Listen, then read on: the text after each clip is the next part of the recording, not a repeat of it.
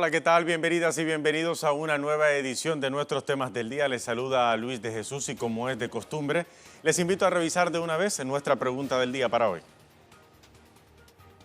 Ahí la tienen. Nuestra pregunta de hoy tiene que ver con el tema del coronavirus. La Organización Mundial de la Salud advirtió que todavía es muy pronto para predecir el fin de la epidemia de coronavirus y anunció que la primera vacuna contra el llamado COVID-19 estaría disponible dentro de 12 o 18 meses.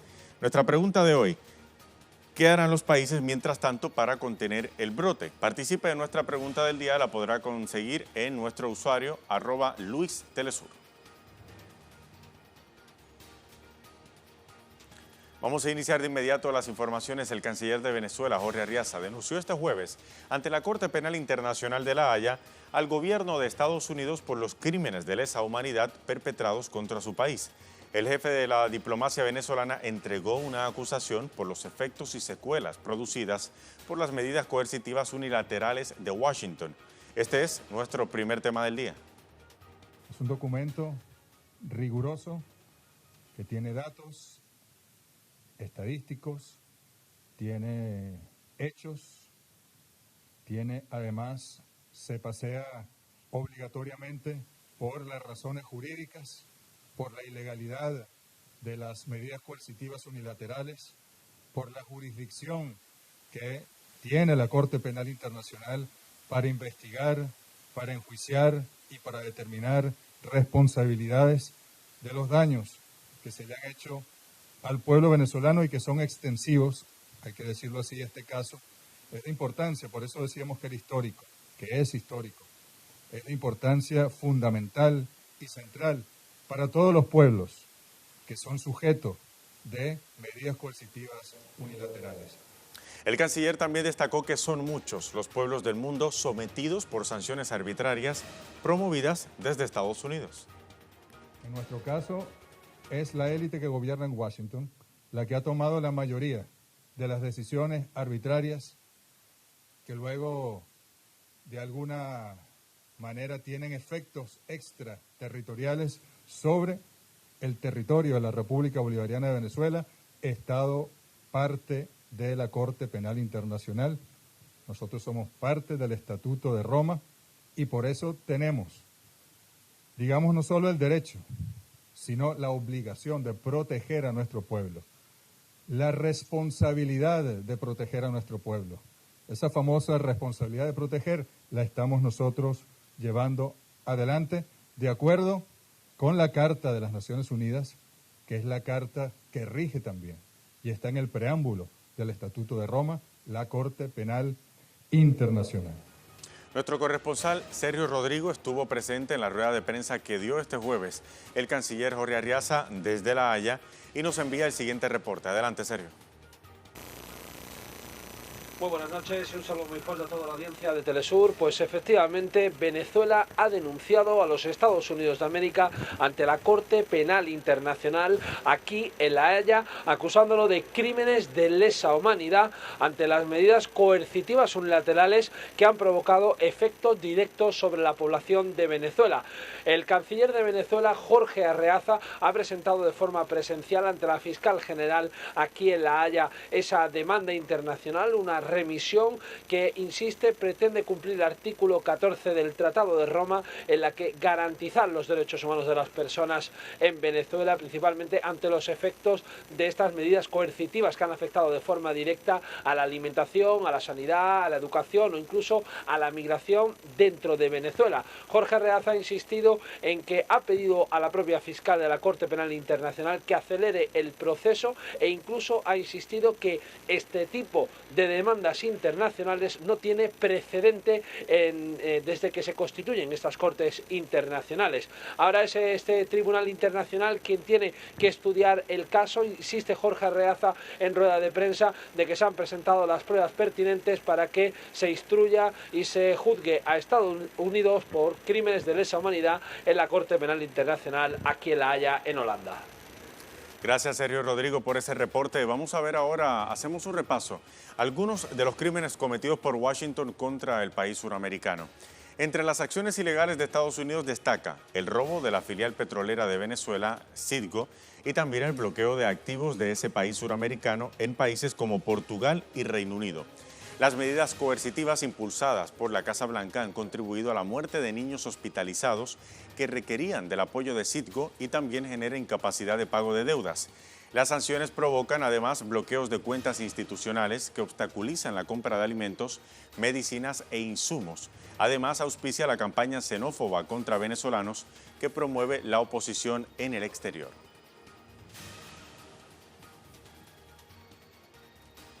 Cabe mencionar también las recientes sanciones contra la aerolínea estatal venezolana Conviasa. Por ejemplo, las sanciones incluyen que las propiedades que estén o lleguen a estar en los Estados Unidos y toda persona que materialmente asista, patrocine o apoye financiera, material o tecnológicamente a Conviasa y sus aeronaves quedarán automáticamente bloqueados. Las sanciones llegarán a las empresas que hagan mantenimiento, proveedoras de combustible y aseguradoras que se relacionen con Conviasa. Tampoco se podrán vender los aviones de la línea aérea. El plan de expansión de las rutas internacionales de Conviasa, por ejemplo, también quedará suspendido. Ese plan, hay que decirlo, incluía rutas desde Caracas a Cancún, Buenos Aires y San Vicente y las Granadinas. El plan Vuelta a la Patria también se verá afectado por la restricción de las operaciones y ningún país podrá proveer servicios aeroportuarios a Conviasa.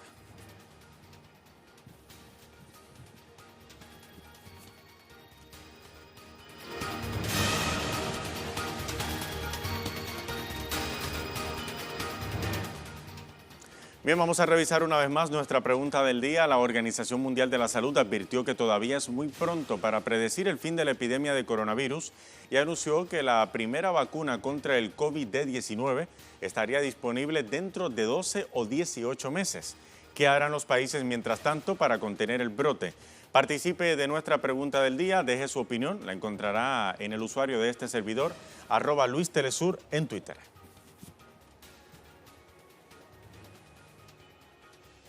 Bien, momento de hacer una pausa y los dejamos con nuestra imagen del día. Tiene que ver precisamente con este tema del coronavirus. En China, un trabajador limpia el suelo de un hospital temporal para atender a los pacientes del coronavirus. Este centro de salud era antes un centro deportivo en la ciudad de Wuhan, el epicentro de este brote de coronavirus. Hacemos una pausa, los dejamos con esta imagen. Ya venimos.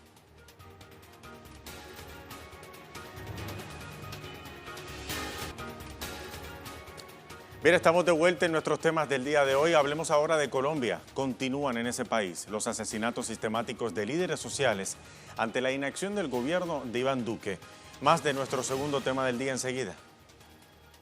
Que hemos sido objeto en forma reiterada de persecución, de hostigamiento, de amenazas, de robo de información hacia nuestros afiliados, hacia nuestros militantes, y pues el hecho de hoy en el que forzaron, o mejor dicho, entraron a nuestras instalaciones a robarse información. Sí, digamos que eso es lo que más nos preocupa, lo que viene después de este escenario, toda la información que pueden reunir, tanto de nuestras próximas actividades, la información y las relatorías que teníamos de las que habíamos realizado, todo nuestro acceso a redes de información, a las cuentas oficiales de la organización, por lo menos en la de la federación. Digamos que eso es lo que más nos preocupa. Todo lo que viene posterior, toda la persecución que se puede venir encima de nosotros, toda la persecución que se puede venir encima pues al resto de los procesos que aquí cohabitamos y digamos todo el mecanismo de represión que hemos visto que pasa en el país y que es una de nuestras principales motivaciones para construir un nuevo país. En medio de este panorama, 2 miembros de la Junta de Acción Comunal del departamento de Putumayo fueron asesinados en las pasadas horas. Alberto Parra Lozada y su hijo Yader Alberto Parra eran directivos de la Junta de Acción Comunal de la vereda Villa Fátima. Con estas muertes ya suman 44 asesinatos de líderes sociales en lo que va de este año 2020. Integrantes del sindicato Memoria Viva y otras organizaciones sociales denuncian que personas armadas perpetraron la violación de su sede y también la sustracción de información de la misma, como lo escuchábamos hace unos instantes.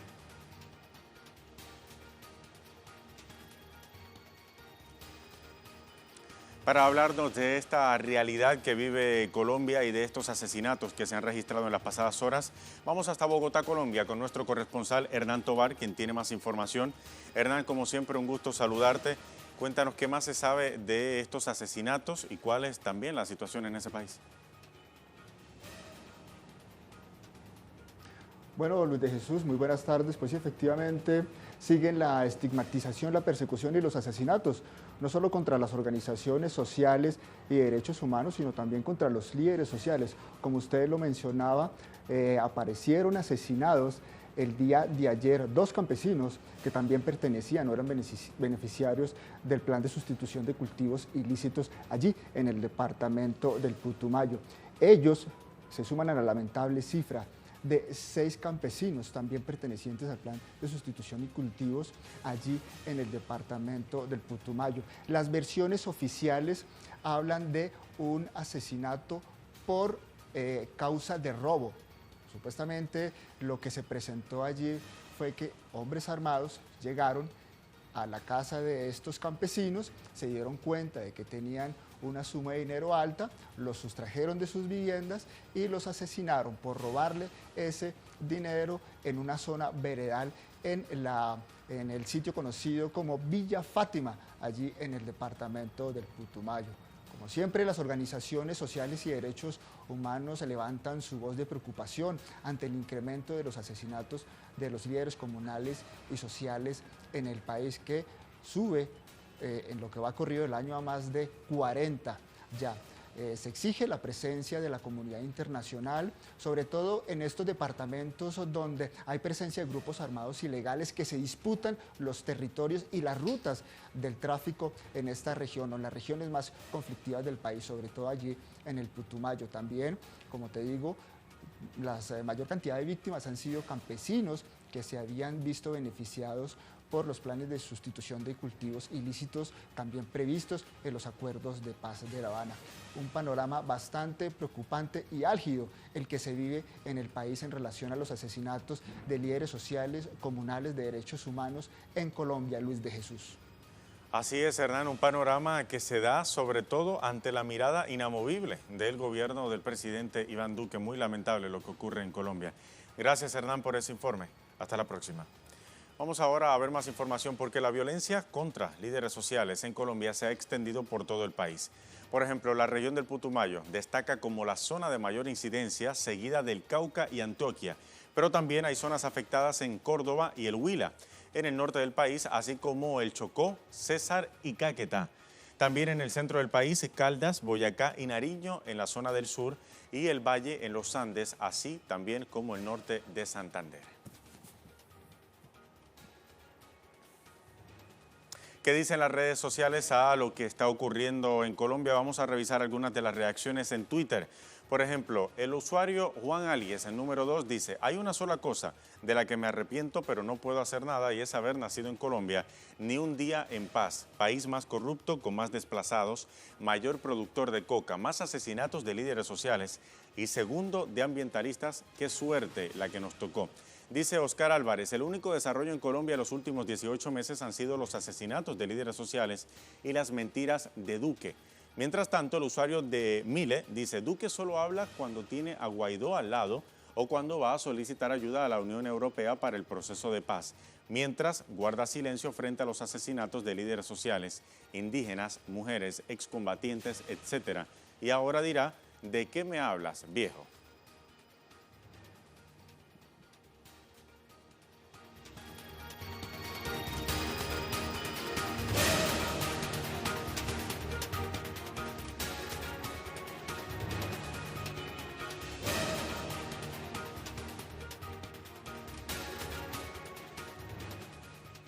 Siguen las informaciones, vamos ahora a las cuentas de nuestros corresponsales en Twitter. Nacho Lemus desde Brasil. Economía y medio ambiente, los pilares de la conversación entre Lula da Silva y el Papa Francisco. Escuchemos. Finalmente se llevó a cabo el encuentro entre el expresidente Lula da Silva y el Papa Francisco en el Vaticano. Lula había llegado en la jornada de ayer a Roma, luego se encontró hoy con el Papa Francisco, conversaron cerca de 1 hora sobre dos temas en particular y de los más importantes que atañen a los jóvenes. En primer lugar, se ha discutido sobre la desigualdad, uno de los temas que más le interesa al Papa Francisco, y quería conversar con Lula, ya que hay que recordar que uno de los puntos altos del Partido de los Trabajadores durante los gobiernos de Lula fue quitar de la miseria, de la pobreza extrema a 30 millones de personas, y ese era un tema que querían llevar a conversación. Lula, después, en una conferencia de prensa que brindó al salir del encuentro con Francisco, recalcó que conmemoraba, que le parecía muy bueno la convocatoria realizada por el Papa Francisco para marzo en este encuentro de jóvenes para discutir cuestiones económicas, economías alternativas en este mundo donde avanza el neoliberalismo sobre los derechos sociales. Por otro lado, otra cuestión que ha sido punto de conversación entre Lula y el Papa Francisco ha sido la cuestión ambiental, uno de los temas más críticos en el gobierno de Jair Bolsonaro, por el que se ha preocupado ya en diversas oportunidades el Papa Francisco. Recordemos que él convocó a un sínodo para la Amazonia y ya está realizando evaluaciones post-sínodo en relación a la cuestión amazónica, y pretende tomar acciones en defensa tanto de la madre tierra como de las comunidades amazónicas. Lula ha destacado que es necesario también llevar a cabo y profundizar nuevos modelos energéticos tanto en Brasil como en el planeta, y que esa es una cuestión que también atañe a los jóvenes brasileños y del planeta entero. Entonces, uno de los puntos más importantes fue el diálogo sobre los jóvenes, cómo harán los jóvenes en este momento para luchar por los derechos sociales y luchar para garantizar su permanencia en el planeta Tierra. Estos fueron los dos puntos más importantes de esta conversación. Lula se mantiene durante la jornada de hoy en Italia, se reunirá con líderes sindicales.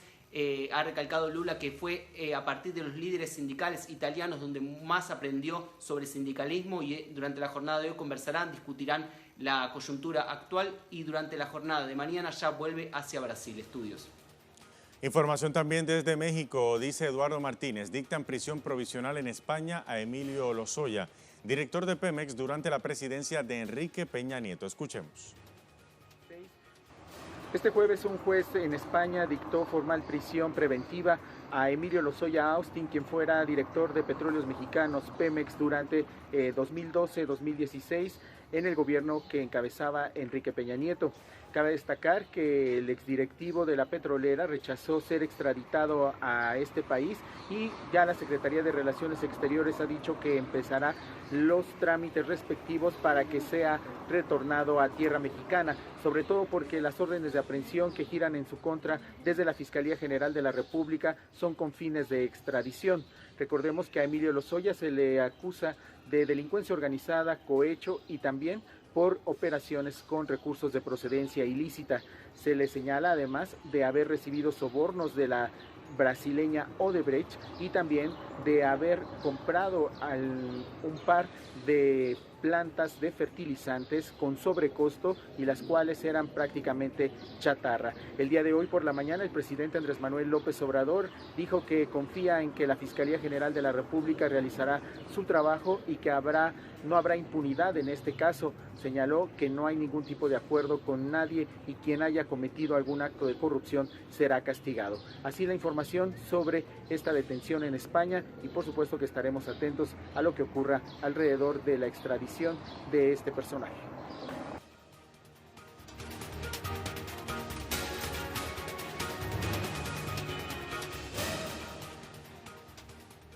Vamos ahora a nuestro tema en desarrollo. Se genera en Bolivia. El Tribunal Supremo Electoral anunció que no todas las candidaturas en estatus de observación presentaron los requisitos necesarios para participar en los comicios del 3 de mayo. Este es nuestro tema en desarrollo.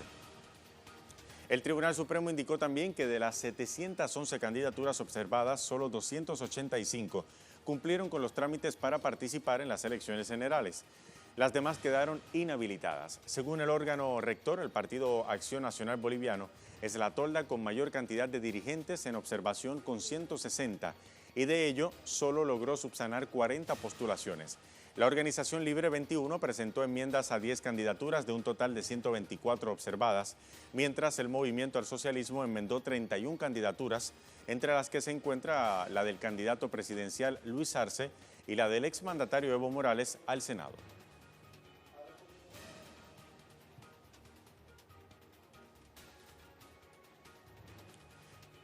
El Tribunal Supremo Electoral también anticipó que entre el 21 y 23 de febrero próximo dará a conocer la lista oficial de candidatos para las elecciones generales y dio a conocer también los plazos en los que se pueden sustituir candidaturas que presenten su renuncia a la contienda electoral.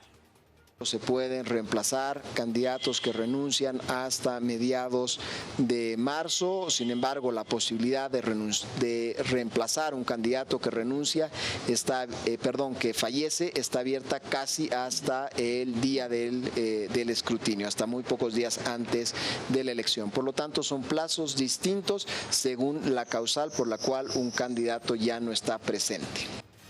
Para ampliar esta información, vamos entonces hasta Bolivia. Nuestro corresponsal Freddy Morales nos envía el siguiente reporte. Adelante, Freddy.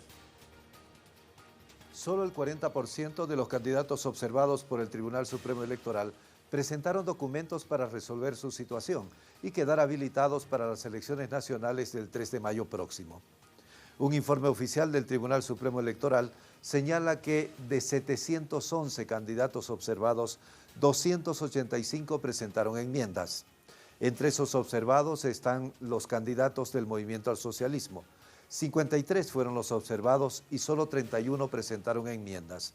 Los otros quedan fuera de carrera. El Tribunal Electoral anunció que el próximo lunes ya podrá informar sobre qué candidatos observados quedaron habilitados.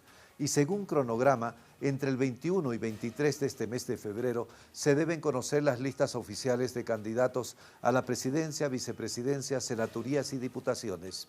El caso del Movimiento al Socialismo convoca la atención debido a que existe una campaña de los candidatos e instituciones de la derecha que participaron en el golpe de Estado para evitar que sus principales representantes participen en las elecciones.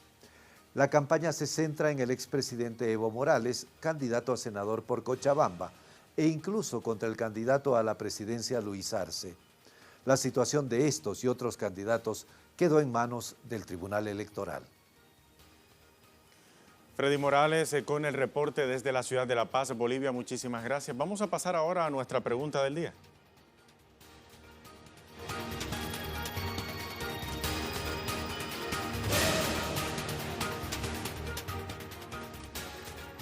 Nuestra pregunta del día tiene que ver con el tema del coronavirus. La Organización Mundial de la Salud advirtió que todavía es muy pronto para predecir el fin de la epidemia de coronavirus y anunció que la primera vacuna contra el llamado COVID-19 estaría disponible dentro de 12 o 18 meses. La pregunta entonces, ¿qué harán los países mientras tanto para contener el brote? Vamos a revisar algunas de las respuestas de nuestros seguidores. La primera de ellas, Miguel Abolaño, uno de nuestros fieles seguidores. Prevenir la propagación del virus por todo el mundo, algo muy difícil. Invertir más recursos en la prevención de la enfermedad, así como la investigación y fabricación de una vacuna efectiva, dice Miguel A. Bolaño. Vamos a ver más respuestas. Yaotal Altán, no hay suficientes recursos en los países subdesarrollados, pero ayudará mucho incrementar los niveles de higiene. Vamos a ver más. Otra respuesta, Guillermo Lescano, muy buenas tardes. El brote ya es epidemia, ojalá no se convierta en una pandemia. ¿Qué hará la comunidad internacional? Deben aportar a ayudar a Xi Jinping, el presidente de China, para que se consiga la cura por el bien del mundo, porque todos estamos siendo afectados en mayor o menor medida, dice Guillermo Lescano. Y tenemos una cuarta y última respuesta. Vamos a ver, Wilmer Castro. Gobiernos capitalistas creadores de estos virus, como Estados Unidos, seguirán beneficiados para engordar sus cuentas bancarias, mientras países humanistas como Cuba seguirán tratando de contenerlo. Y tenemos otra respuesta, vamos a ver. Ahí tenemos una respuesta de Leonardo Urrieta, dice, China es una de las naciones más avanzadas en el mundo con una medicina de alta tecnología que ayudará al mundo en el futuro para erradicar cualquier tipo de virus que afecte a la humanidad. Esas eran las respuestas a nuestra pregunta del día.